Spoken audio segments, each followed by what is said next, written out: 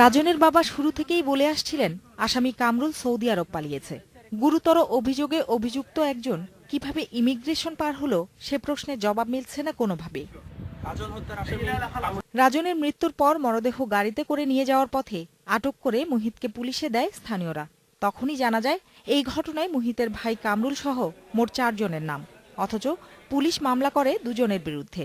আর কামরুলকে আটকে কোনো চেষ্টাই করেনি বাহিনীটি, এবং এই সুযোগে সৌদি আরব পালান কামরুল।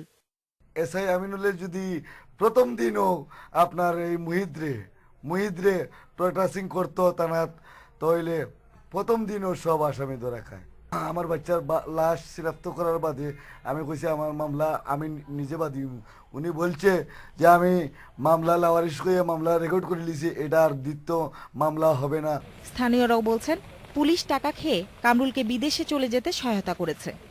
যখন ছেলেটাকে শনাক্ত করা হয়, থানাতে যাওয়া হয়, পুলিশের সাথে যোগাযোগ করা হয়, তখন পুলিশ যদি বিষয়টাকে গুরুত্বের সাথে নিত তাহলে কামরুল সৌদিতে যেতে পারতো না। দেশের পুলিশে ধরতে পারতো, কিন্তু ওরা এই কাজ করে নাই।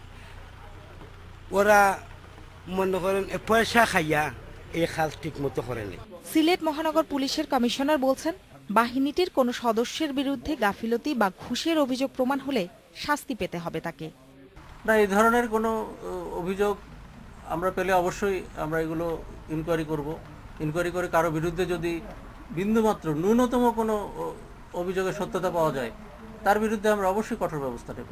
এই ঘটনার সুষ্ঠু তদন্ত হবে, দোষীরা বিচার পাবে। রাজনের বাবা মাকে এই আশ্বাস দিয়ে এসেছেন পুলিশ সহ প্রশাসনের ঊর্ধ্বতন কর্মকর্তারাও। ঘটনাস্থল পরিদর্শন করেন তারা। Sumana Simi, independent news.